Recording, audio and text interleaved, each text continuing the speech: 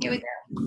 So hello guys, my name's Kate, for those of you who don't know me, but I'm with Team Lifelong Fitness, and I have a lot of you guys here from Team Titanium. We have Team Best Life, Team Empower and Prevail, we got Sam Wizzy's team, and we got the wonderful Krystle J. Bailey Turner on tonight. And Krystle is a good friend of ours. She's been a success partner for many of us. She is a celebrated author, just recently published her first book called NOURISH, which you're going to hear a little bit about tonight. And she is a wife, a newlywed, mom, and she has been a coach, a 5-star diamond coach, actually.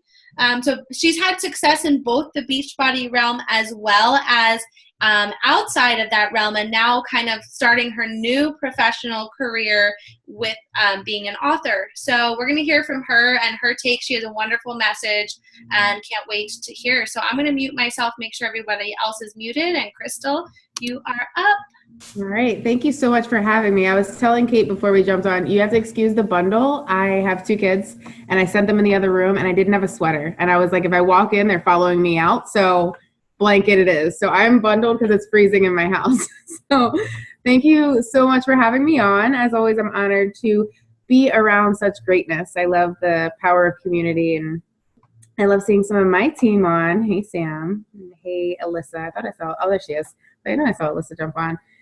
So I've been a coach for 5 years and have recently taken a little bit of a shift in my life to pursue my career as an author and aspiring motivational speaker. And I'm writing a new column. I'm hoping to do some freelance writing and other column writing. I really enjoy the life of women empowerment. And so we're going to talk about how I got to this place and stepping stones and all of that. I am the author of Nourish. I have a copy here. I think most of you probably have it. I know there's a few of you that maybe don't know me, but a journey to loving and embracing the woman within.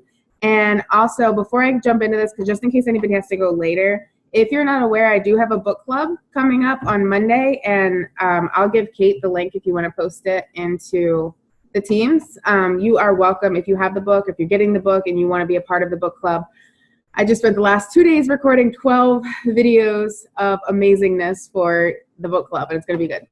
So the value of personal development, I wanted to focus on that tonight and talk about growth and how impactful it is. So when I got into Beachbody, when I became a coach, I had already lost over 100 pounds. I had this journey. I was 24, I think, when I became a coach. So I was young and stubborn, and I was like, I had this Facebook page, Skinny Jeans Dreams, and I was like, I am Skinny Jeans Dreams. I lost 100 pounds. I'm a mom. I graduated college. I don't need that personal development stuff. Like, I got this. And obviously it's a vital behavior, so it was drilled in my head over and over and over every time I heard somebody talk, every event I went to.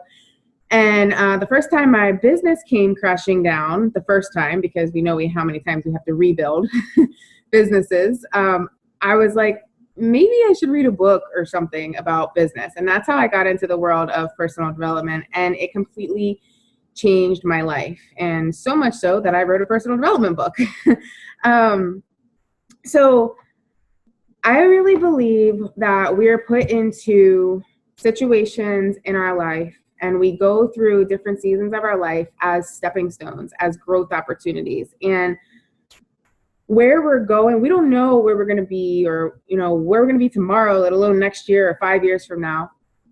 But we know where we're at today, and we know that every moment is an opportunity to grow. And so that was, at that time when I got into personal development, was a stepping stone. And I really believe that even every relationship that you build as you go along the way is, I don't want to call it a stepping stone because that sounds horrible, like you're not but like a piece to the puzzle. That's a better phrase to say. A piece to the puzzle that builds your overall being and well-being and character. And so it's all important. And part of that for me has been the value of personal development. I started looking for business growth, and eventually dove into the world of personal growth.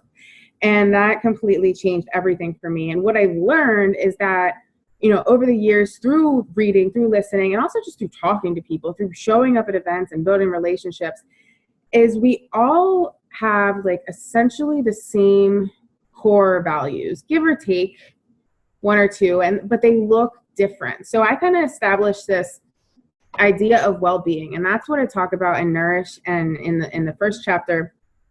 And I talk about this overall well-being, and I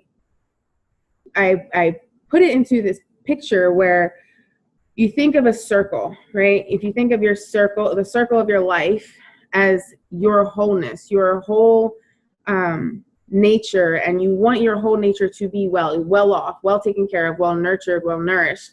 On the outside of your circle lies your priorities. So for me, I talk about this in the first chapter of the book, about how on the outside of my circle are my mind, my body, my spirit, and my relationships. And those make up the outside of my circle of well-being.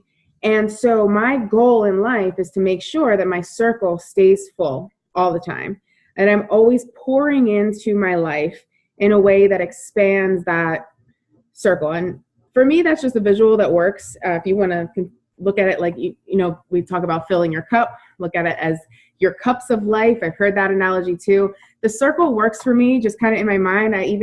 It's not hanging up right now, but for a while I had it on a chalkboard hanging up in my house, just a circle with the word nourish in it and my priorities on the outside. And so I think about those four things: mind, body, spirit, and relationships. I bet everybody has wine. What the heck is going on here? This is not fair.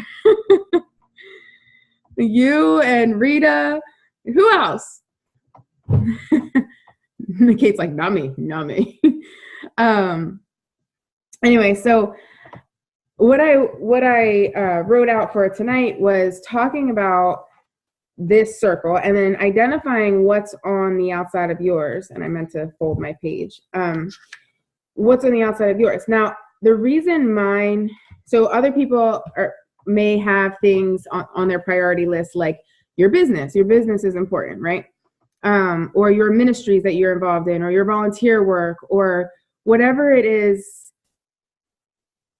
beyond those four things that I listed that are important to you. Some people might feel that those should be on the outside of their circle, and that's okay. That the most important thing with anything I ever talk about, everything you'll read in my book, is that your journey is uniquely your journey.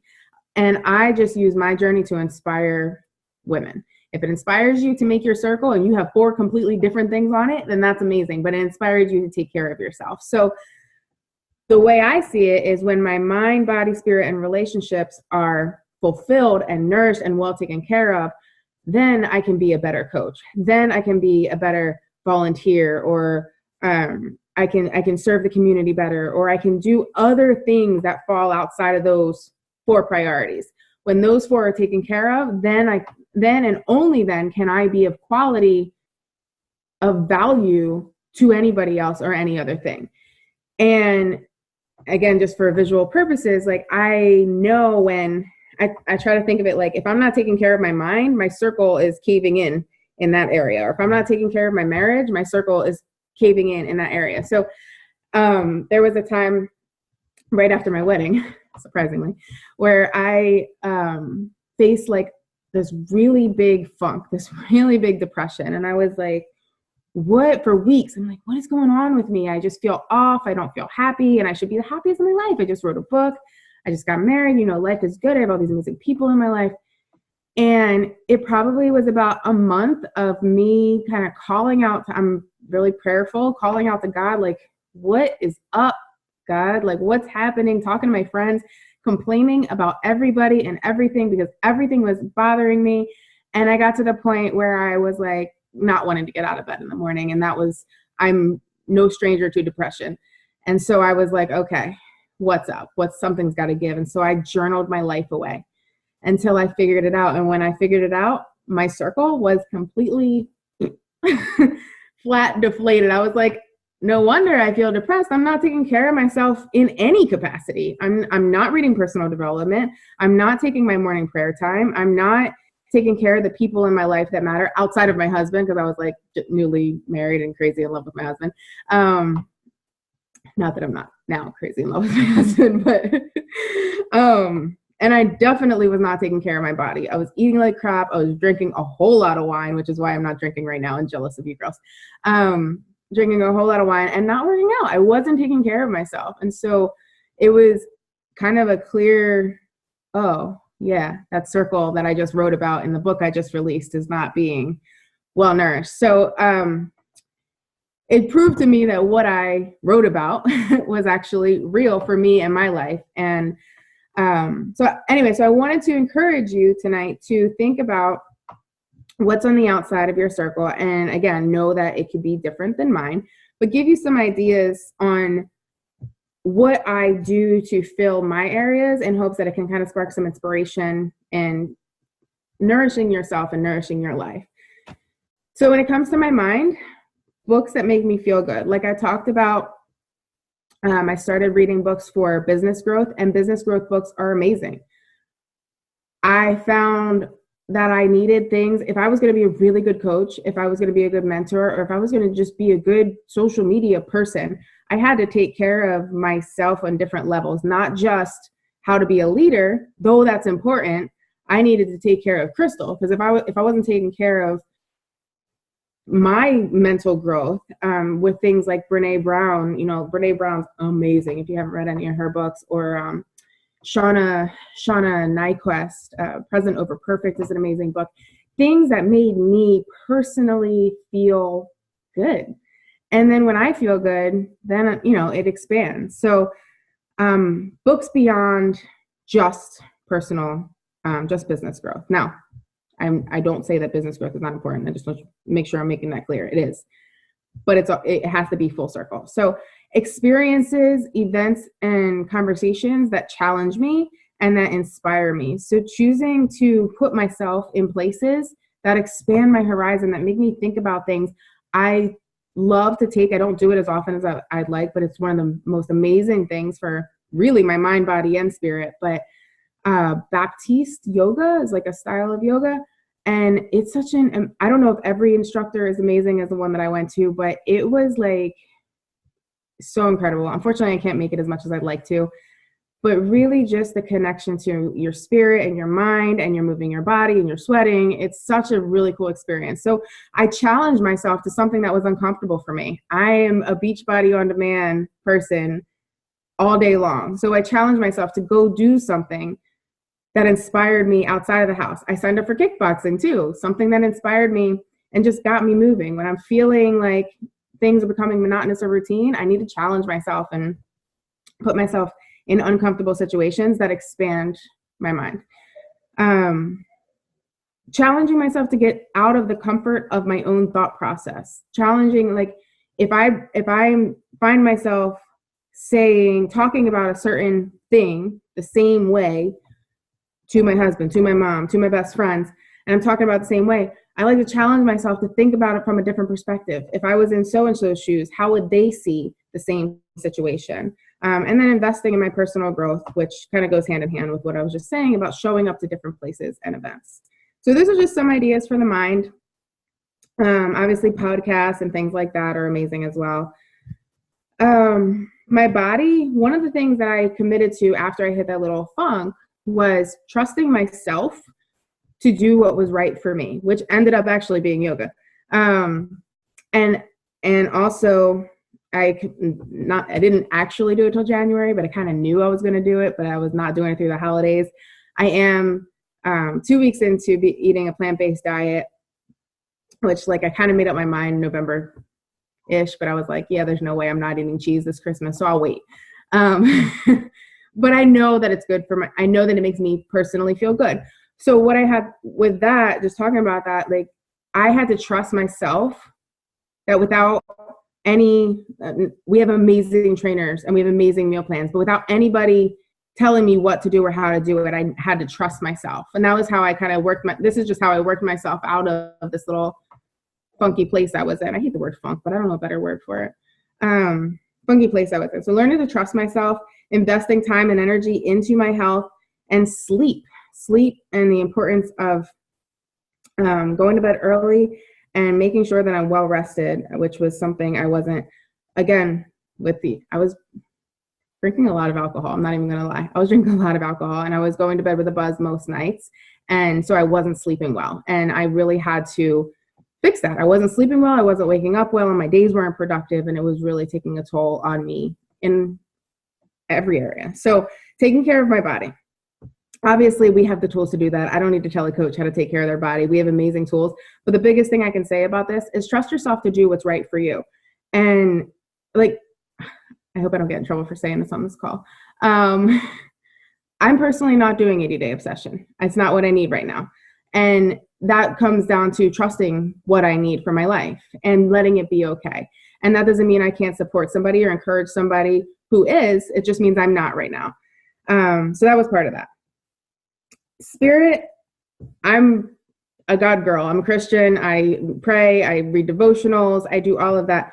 Whatever it is that fills you up and makes you feel good spiritually. Sometimes it's just silent time. Sometimes it's just taking 10, 15. I love the 2 hours that I try to allow myself in the morning to just be with myself, to be with God, to pray, to write, do the things that fill my spirit and make me feel good.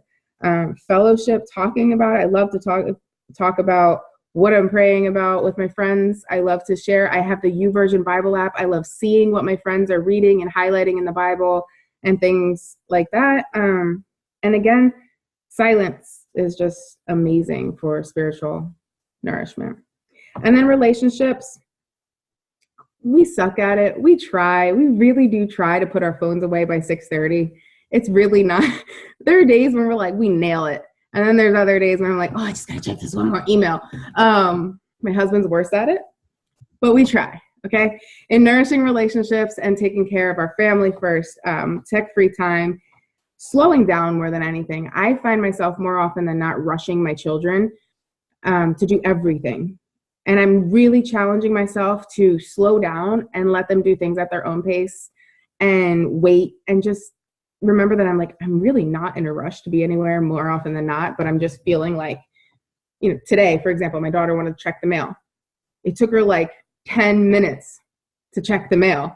And I was like, and she's 7.5 years old. And I was like, come on. And then I heard myself and I'm like, okay, did you check the mail yet?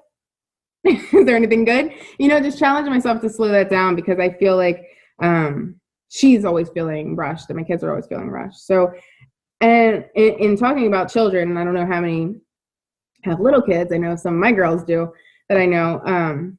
But I guess it goes across the board, really, not just for little kids, with all children and all people, really. Meet them where they're at is what my note says, but meet them where they're at. And I pray that every day too, like ask God to help me to meet my husband. Because sometimes I complain about my husband. He drives me nuts.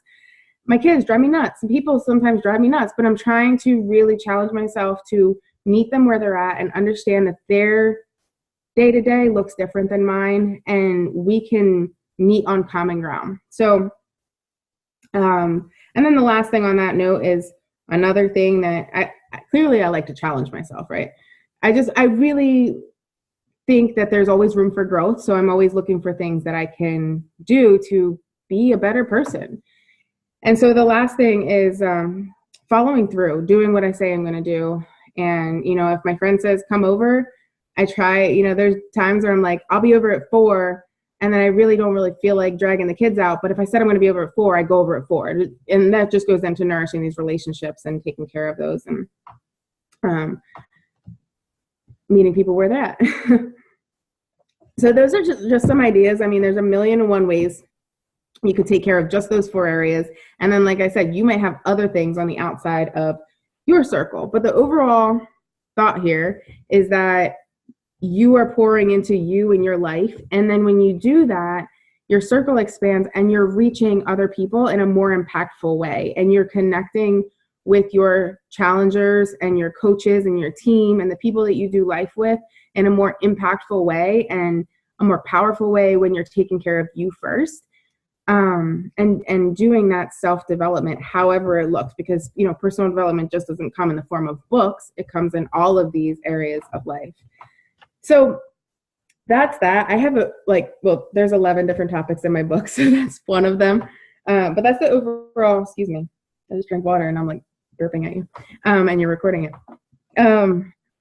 That's the overall premise when I talk about nourishing your soul. Another thing that's really important, and I'll just touch on it really quick because it's a really big concept in the book, is comparison, and how comparison just robs us of entirely too much joy in life as women. So I won't carry on too much longer. I know it's almost 9:30, but in business, in health, in fitness, in life, in marriage, in parenting, there is always somebody around us that it seems like they're doing it better. They've got it more together. And we live in a world that's telling us that we need to do everything better. We need to improve everything. We can be doing everything more efficient. I just want to encourage you to remember that you're enough where you're at. And if there is something that you want to improve on, allow it to be because you want to improve on it, not because your coach tells you you should, or your husband tells you you should, or your mom, or your so-and-so, or society tells you should, but because you really want to improve on it. Like all the things that I said I challenge myself to are because I desire to be better at those things. And learning to differentiate between what you think you should do and what you really want to do is really an important part of growing, not just as a coach, but just as a woman, you know? Really identifying what's your truth, what's important to you, what you value, and pouring energy into that. So that's my last thought for that. I'm happy to answer any questions, or I can share a poem if you want one, whatever you guys want. Awesome. All right, guys. So I can unmute people here. And if you have questions for Krystle about applying some of this to coaching or any of the topics she talked about, please feel free to go ahead and ask. My takeaway, Krystle, thank you, is meet people where they are at. That's a fabulous, that just struck really home with me. I am a professional school counselor of 29 years. I'm a certified personal trainer. I'm an online coach. I'm a mom of 3 adult children. So that phrase fits in all realms of my life. So thank you. Thank you for sharing that. I saw you nod your head when I said that too, because at first I said little kids, and then I'm like, no, this fits to everybody. It really does. It really does. Krystle, this is Caitlin, and I just had another comment. I think it's so interesting that you talk about personal development, because that's all of the things that you were talking about, even going down to sleep, was something that I'm like, oh my gosh, like, yes, I feel like my life's been moving at 100 miles an hour and I'm just being dragged along with it. And so it's just it's encouraging and almost like predestined that I was hearing you talk, because that's all of those things are what I've already been working on. And Kate's been helping me do that as well. To just focus on myself, because last year I focused so much on other people and not nearly enough on myself. And so my circle was all sorts of out of whack. So just thank you. Yeah, definitely. And I'll tell you what, just like when it comes to, as coaches, we empower people, right? We inspire them. We believe in them. Just these past couple of weeks of taking care of myself again, I'm beginning to feel reinspired. I was at a place where I was like, I don't want to take care of anybody. Like, I can't even take care of myself. Mm-hmm. And kind of a side note, I relate with my daughter, again, is 7. We were in the car for her birthday back in June, and it was so funny because we talk about it like, putting your kids' oxygen mask first before you put yours on and all that stuff, or put yours on before you put your kids on. Sorry, I had that backwards. Taking care of yourself before you take care of other people. And we were in the car, and my kids, her and her best friend, just got a new toy or something. I forget what it was, a toy. And she was like, Bella, her friend, said, Eliana, can you open mine? And my daughter was like, I can't even open mine. I can't open yours. And I laughed so hard because I said, it's such common sense for a child, right? To be like, I can't help you until I can help myself.